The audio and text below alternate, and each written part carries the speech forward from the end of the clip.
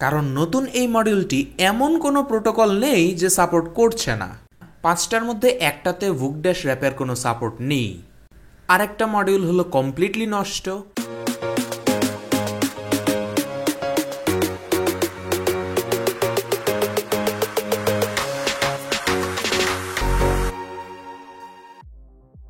আসসালামু আলাইকুম সবাইকে। সার্কিট তো অনেক আছে, কিন্তু আসলেই ভালো সার্কিট কয়টা আছে? আমি পার্সোনালি যতগুলো সার্কিট ইউজ করেছি এর মধ্যে সবচাইতে ভালো যেটা আমার কাছে লেগেছে সেটাই আজকে টেস্ট এবং রিভিউ করব। আমি বারবার বলি, পাওয়ার ব্যাংক সার্কিটের মধ্যে সবচেয়ে সেরা হলো IP5356 আইসি বেসড মডিউল। তার মানে যেগুলোতে IP5356 আইসি নেই সেগুলো আগেই বাদ। অবশ্যই যুক্তিযুক্ত কারণেই IP5356কে আমি প্রায়োরিটি দেই, যে বিষয়টা আপনারা আমার আগের ভিডিওগুলো দেখে থাকলে বুঝতে পারবেন। আগের রিভিউতে দেখেছেন এই নীল মডিউলটাতে ভুক সাপোর্ট নেই, মানে রিয়েলমি, ওপ্পো, ভিভো এবং ওয়ানপ্লাস ফাস্ট চার্জ হবে না, তো ওটাকে সরালাম। এখন এই দুইটা মডিউল আগে রিভিউ দেখেছেন যথেষ্ট ভালো, কিন্তু এখন মার্কেট আউট দেখে আমি সরিয়ে রাখছি। হলুদ কালারের সার্কিটের পিন আউটগুলো অনেক কমপ্লিকেটেড করে দেওয়া, সার্কিটের কাজে পারদর্শী না হলে ভুল কানেকশন লাগিয়ে সার্কিট পুড়িয়ে ফেলাটা খুব স্বাভাবিক হবে এই মডিউলের ক্ষেত্রে। বাংলাদেশে IP5356 সেকেন্ড হ্যান্ড মডিউল ঢুকলেও এখন যে সার্কিটটা দেখতে পাচ্ছেন এটা সবসময় ফার্স্ট হ্যান্ড ঢোকে, কিন্তু এটার দাম 800 থেকে 1000 টাকা হওয়ায় আমি আপাতত মডিউলটাকে সরিয়ে রাখছি। এটা আমার আগের ভিডিওর মডেলটা, যেটা BD24 বিজনেস থেকে পাঠানো হয়েছিল, সেখানে সম্পূর্ণ রিভিউ দেখতে পারেন। এটা শুধুমাত্র একটা পোর্টেই ফাস্ট চার্জিং সাপোর্ট করে। এই মডিউলটা খুবই সিম্পল এবং আমার খুব পছন্দ হলেও বাংলাদেশে এটা এখনও অ্যাভেলেবল না, তাই সরিয়ে রাখছি আপাতত। এখন বাকি এই তিনটার মধ্যে আসলে বেস্ট বাছার কিছু নাই। এই তিনটার যে কোনো একটা নিলে আপনি জিতছেন। তারপরেও যদি র্যাঙ্কিং করা লাগে আমি এটাকে 2 নম্বরে রাখবো। সবুজ বোর্ডটাতেও এনটিসি নেই, এই বোর্ডটাতেও এনটিসি নেই, কিন্তু পার্থক্য হলো এটা গরম একটু কম হয়। বাকি যে দুইটা থাকলো এর মধ্যে আপনারা জানেন সবুজটা আমি পার্সোনালি এখন পাওয়ার ব্যাংকে ইউজ করতেছি, তবে ব্যাটারির ক্যাপাসিটি কমে যাওয়ার কারণে আমি নতুন করে একটা পাওয়ার ব্যাংক বানাবো এবং সেখানে এই নীল বোর্ডটা ইউজ করব। কারণ বুঝতেই পারছেন, সবুজটাতে যখন আমি এনটিসি লাগানোর চেষ্টা করেছিলাম তখন সেটা কাজ করেনি, কিন্তু নীলটাতে এনটিসি লাগানোই আছে। আর আজকের রিভিউও হবে এটা নিয়েই। মডিউল আমি কিনেছি 5টা, তো এখানেও অনেক কাহিনী হয়েছে, দেখতে থাকেন। এর মধ্যে 2টা গিভঅ্যাওয়ে করে দিব। প্রথমে আপনাদেরকে লেআউট দেখাই। এপিট আর ওপিট দেখতে পাচ্ছেন, এগুলোর মধ্যে ডিসপ্লে লাইন উঁচু নিচু হয়ে থাকে, তো এটা নিয়ে কনফিউশনে পড়ার বা চিন্তা করার কোনো কারণ নেই। নিচের দিকে থাকে মাইক্রো ইউএসবি সকেট, ডিসপ্লেতে ফাস্ট চার্জিং ইন্ডিকেটর থাকে এবং ব্যাটারি কানেকশন করার পয়েন্ট। হিটটা ছড়িয়ে দেওয়ার জন্য পিসিবি ট্রেসগুলো একটু মোটা করা হয়েছে, এতে করে মডিউলটা তুলনামূলক একটু কম গরম হয়। সামনের দিক থেকে আপনারা পোর্টগুলো ক্লিয়ারলি দেখতে পাচ্ছেন। এখানে 2টা ইউএসবি পোর্ট আছে, একটা টাইপ সি পোর্ট আছে এবং একটা মাইক্রো ইউএসবি পোর্ট আছে। ওপরের দিকে আছে মেইন আইসি, ইন্ডাক্টর, এনটিসি পয়েন্ট এবং 3টা ইনপুট মসফেট। সার্কিটের একটা ভালো দিক হলো বন্ধ থাকা অবস্থায় কমপ্লিটলি 0 অ্যাম্পিয়ার কারেন্ট টানছে। শুধুমাত্র ডিসপ্লেতে ব্যাটারি পার্সেন্টেজ শো করার সময়ও 11 মিলি অ্যাম্পিয়ার কারেন্ট টানছে, যা 0.01 ওয়াটও নয়। সহজ বাংলায়, ব্যাটারি লাগিয়ে রাখলে চার্জ একা একাই ফুরিয়ে যাবে না। এই মডিউলটা সবার সেরা হওয়ার একটা কারণ এখন আমি আপনাদেরকে বলি। দেখেন, 6106-এ একটা পোর্টে ফাস্ট চার্জিং সাপোর্ট করে না।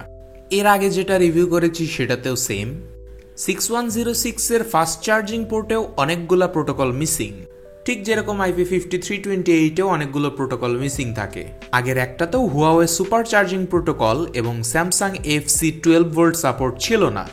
SW6208S এর ক্ষেত্রে হুয়াওয়ে সুপার চার্জিংটা পাওয়া যাচ্ছে, কিন্তু এতে ভুক সাপোর্ট নেই।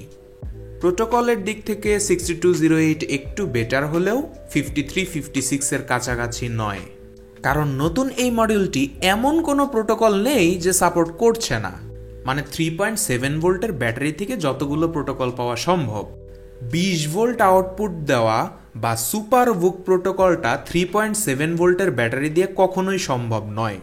এতগুলো প্রোটোকল সাপোর্টের সহজ বাংলা হলো আপনি যে ব্র্যান্ডেরই ফোন ইউজ করেন না কেন, যতই ঘাটতারা হোক, সেটা ফাস্ট চার্জ নেবে। আরেকটা জিনিস খেয়াল করেন, নীল কালারের মডিউলটার 2টা পোর্টেই ভুক ড্যাশ র্যাপ সাপোর্ট করেছে, কিন্তু আমি আগে যে মডিউলটাকে বেস্ট বলেছিলাম সেটার এই মধ্যের পোর্টে ভুক সাপোর্ট করলেও পাশের এই পোর্টটাতে কিন্তু ভুক সাপোর্ট করতো না। আর নতুন এই বেস্ট মডিউলটার টাইপ সি আউটপুটে পিডি প্রোটোকলেরও ব্যবস্থা আছে, তাই পিক্সেল ইউজার্স বা আইফোন ইউজার্সের মাথার ব্যথার কোনো কারণ নেই। এখন 22 ওয়াট সাপোর্ট তো শুধু বললেই হবে না, চলেন পরীক্ষা করে দেখি আসলেই দিতে পারে কিনা।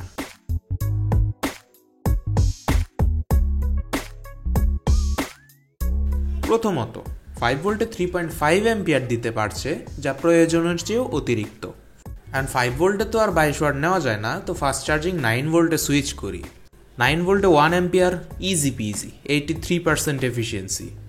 9 ভোল্টের 2 অ্যাম্পিয়ার লোড, এটাও ইজি, 77% এফিসিয়েন্সি। 22 ওয়াট লোড এটা নিয়েছে এবং 22 ওয়াট ক্রস করে 23 ওয়াটেও চলে গিয়েছে, এক্ষেত্রে এফিসিয়েন্সি 75%। 12 ভোল্ট আউটপুটের ক্ষেত্রেও 22 ওয়াট ইজিলি মডিউলটা নিয়ে নিচ্ছে, এক্ষেত্রে এফিসিয়েন্সি 75%। তো আপনি এখন যে ফোনই ইউজ করেন না কেন 22 ওয়াটে মডিউলটা ফাস্ট চার্জ করতে পারবে।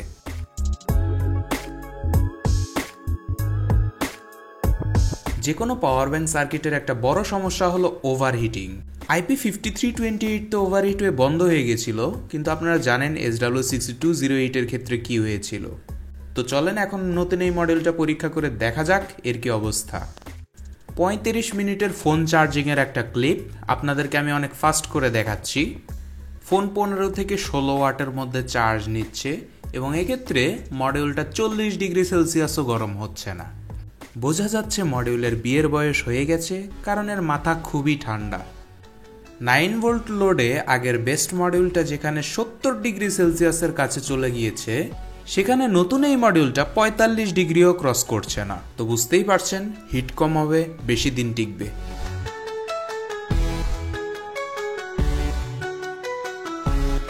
IP5356 মডিউলের আউটপুট শর্ট সার্কিট প্রোটেকশন আছে। দেখেন একটা পোর্ট দিয়ে আমার মোবাইল চার্জ হচ্ছে, এই সময় আরেকটা পোর্টের আউটপুট যদি শর্ট হয়ে যায় সেক্ষেত্রে মডিউলটা ডিরেক্টলি বন্ধ হয়ে যাবে। ফোন নষ্ট হওয়ার বা সার্কিট নষ্ট হওয়ার বা পাওয়ার ব্যাংকের ব্যাটারি নষ্ট হওয়ার কোনো সুযোগ এখানে নেই। মডিউলটা এমনভাবে সিকিওর করা যে আপনি যদি এনটিসিটা খুলে ফেলেন তাহলে আর কাজ করবে না। দেখেন আমি এনটিসির একটা তার খুলে ফেলছি, সাথে সাথে চার্জিং বন্ধ করে দিচ্ছে, আবার লাগানোর সাথে সাথে চার্জিং অন হয়ে গেল। এনটিসির ফাংশনও ঠিকভাবে কাজ করছে। অতিরিক্ত হিট হয়ে গেলে দেখতে পাচ্ছেন চার্জিংটা বন্ধ হয়ে যাচ্ছে, আবার হিটটা কমে আসলে একা একাই চার্জিং অন হয়ে যাচ্ছে। এটা শুধু ফোন চার্জিংয়ের ক্ষেত্রেই না, পাওয়ার ব্যাংকের ব্যাটারিকে চার্জ করার সময় ব্যাটারি এক্সট্রা গরম হয়ে গেলে মডিউলটা চার্জ নেওয়া বন্ধ করে দিবে, আবার ব্যাটারি ঠান্ডা হয়ে গেলে একাই চার্জ করা শুরু করবে। কিন্তু যে সিস্টেমটা থাকবে না সেটা হলো রিভার্স পোলারিটি প্রোটেকশন। দেখেন আমি প্লাসের জায়গায় মাইনাস এবং মাইনাসের জায়গায় প্লাস লাগিয়েছি। একবার উল্টা কানেকশন লাগালে so this happens.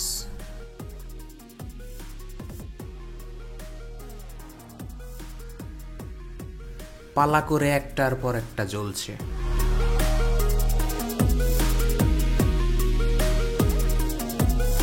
Type C দিয়ে পাওয়ার ব্যাংকে চার্জ দিলে 18 ওয়াট ইনপুট নেয় দেখতে পাচ্ছি, আর আমি যদি অনেক লং টাইম এটাকে চার্জ করি সেক্ষেত্রে 42 ডিগ্রি সেলসিয়াসের ওপরে তাপমাত্রা যাচ্ছে না।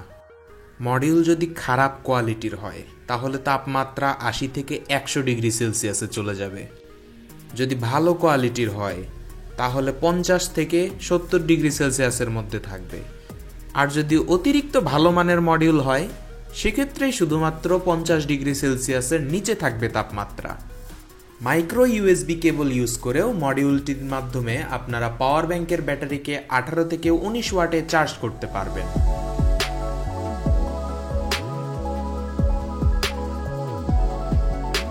কোনো কিছুই তো 100% পারফেক্ট হয় না। তো আমি যে 5টা মডিউল কিনেছিলাম এর দেখেন 4টা দেখতে একদম একই রকমের, কিন্তু ভাই এদের একটাতেও সুইচ নাই।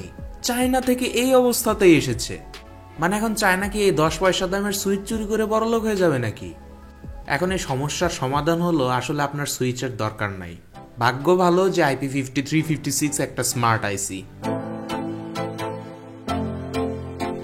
শুধু কেবল লাগালে অন হবে না, কেবলের মাথায় ফোন লাগালে তখন আপনার সার্কিটটি অটোমেটিক অন হয়ে যাবে।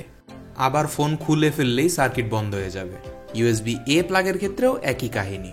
তো পাওয়ার ব্যাংকের ব্যাটারি একা একাই শেষ হয়ে যাওয়ার কোনো চিন্তা নাই।